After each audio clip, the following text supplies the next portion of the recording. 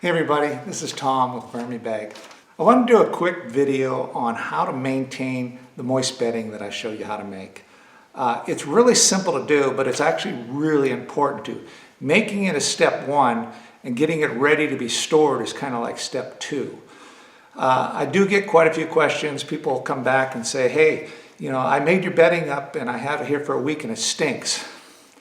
Well, it's too wet. That's a real simple answer. It's too wet. And when this stuff starts to sour, it does smell. I don't even like getting my hands in it. The worms still eat it just fine, but if it gets on your hands, it kind of sticks on your hands and stuff. So it is critical over the first couple of weeks to make sure you do the process that I'm going to show you right here to get your bedding set perfect. And once this stuff is the right moisture content, you can literally stick it in a bucket or some type of container and store it for a long time. I mean, a year. That wouldn't be an issue whatsoever. And it gets better the longer it sits. So let me show you what you have to do once you make your bedding, how to get it ready and maintain it and put it in containers for long-term storage. So these are three about 8-gallon containers that I have bedding in currently. I made up about 4 of these about 2 months ago. Now I've only used one, and then I've used most of this one and just a little bit of this one right now. I haven't even started using this one over here yet. And the nice thing, like I mentioned before about this bedding, is that it lasts for a long time. As long as you get the moisture content right on it, you can store it for months and months and months. And the key to that again is getting the moisture right. So since I haven't done anything with this one in several months, I'm actually going to dump it into a large container just to make sure the moisture is right on the bottom, because I haven't checked it really. And you don't want the bottom of these things to get too wet, because as they sit for a long time, the moisture is going to tend to settle to the bottom. And again, you can mitigate that a little bit if you want to drill a couple little holes in the bottom of your buckets. Any excess moisture will drain out of it. If you're not going to drill holes in your buckets, then make sure for the first month, every couple of weeks, you take a look at it and make sure the moisture's right on it. Once the moisture's set and it's just a perfect damp consistency, you don't have to worry about it. And the older this bedding gets, the better it gets. So I'm just going to quickly dump out the contents of this bucket that I haven't used at all into this big container. Just see what it looks like. Show you what I've done. And you can see this big layer of white at the bottom. When I normally put these in the final bucket, I normally throw just a little bit of shredded paper on the very bottom just to absorb any moisture that drips down into it. And so you can see at the very bottom here, there's about a ½ inch layer of shredded paper that's real damp. Now the very bottom on this is, a little wetter than I'd want, but if I mix it up, I think overall the system will actually be about perfect. And the best way to do that, again, is to put it into a large container like this. Just stir it around a little bit. Now at this point, if you think it's too wet still, then let's just grab a little bit of shredded paper or a little bit of coconut coir and add it to the system just to dry it out a little bit. This isn't too bad, but I'm going to go ahead and add just a little bit and show you what you do. And then just kind of mix it up into the system.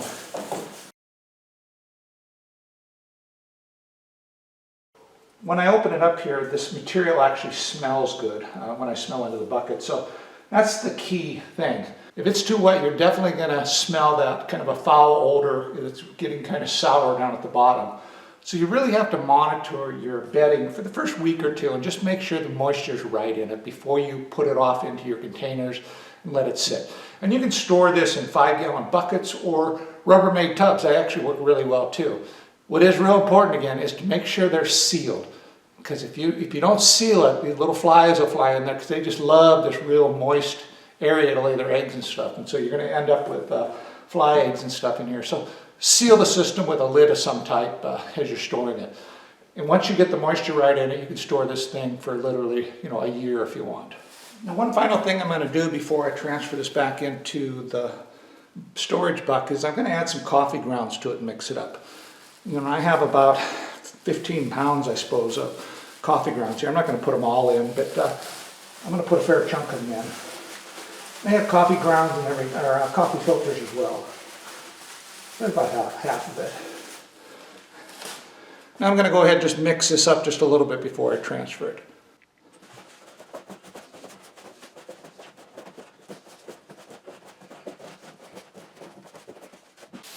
Now I'm transferring it back in the bucket. I'm going to do the same thing again. I'm just going to add a couple handfuls of shredded paper right at the very bottom.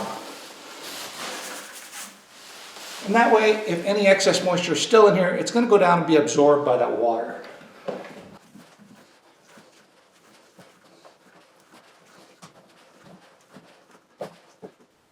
So now this bedding's ready to be sealed up, and then you can store it for almost as long as you want. We did add that little bit of extra paper at the bottom just in case there's a little bit too much moisture in it. I think it's about perfect. It's probably not needed, but it's like your insurance policy to make sure you don't have too much moisture. And if anything, go on the drier side of this until you learn where that mark is on how moist it should be. So this is sealed up, and a year from now, if I want to use it, I can. And the neat thing about having the compost in there too is I definitely have worms in here. And if I let this sit here for a year or 6 months or whatever, when I go to add it in my systems, I'm going to actually have productive worms already in here. Maybe not a ton, but definitely going to be some in here. So the key takeaways on this video for maintaining your moist bedding is 1, make sure you store them in containers that you can seal up. Now it can be in buckets, it can be in Rubbermaid tubs, or just about anything you want as long as you can seal them.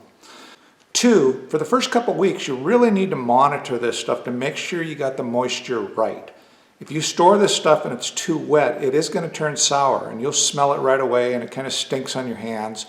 The worms will still eat it and it's fine, but I don't like touching it because it actually stays on your hands a little bit. So it's critical that for the first couple weeks you transfer these contents basically from a 5-gallon bucket or whatever you have it into another container, add a little more paper if you need, or coconut coir, mix it up a little bit and then store it, and then check it again in another week. After doing this a couple times, you'll get the moisture perfect like this, and then you don't have to worry about it anymore. 3, if you end up with some extra coffee grounds or something like that from work, feel free to go ahead and open up any one of your containers, throw those coffee grounds in it, mix it up a little bit, and just seal it back up. Coffee works great in the system. It'll start to decompose real slowly, and by the time you use your bedding, the worms are going to absolutely love it. Now, don't put scraps like, organic matter in here, banana peels or, stuff like that into your system because that'll start to decay and stink and get moldy and stuff. 4, you can store this stuff for a long time. And the longer you store it, the better it gets because it's starting to decompose in here already. You already have all the microbes and stuff that are needed. There's worms in here already from the castings that you added to it when you made it. This stuff is absolutely fantastic. I don't think there's a better worm bedding out there than this moist bedding for people that are using shredded paper, cardboard, and normal stuff that you'd have in an urban setting. Now, if you have manures and stuff like that, you can make some fabulous bedding with that type of material. But for the normal person that just has shredded paper and cardboard that are available at work and stuff, this is the best bedding. I will stand behind that 100%.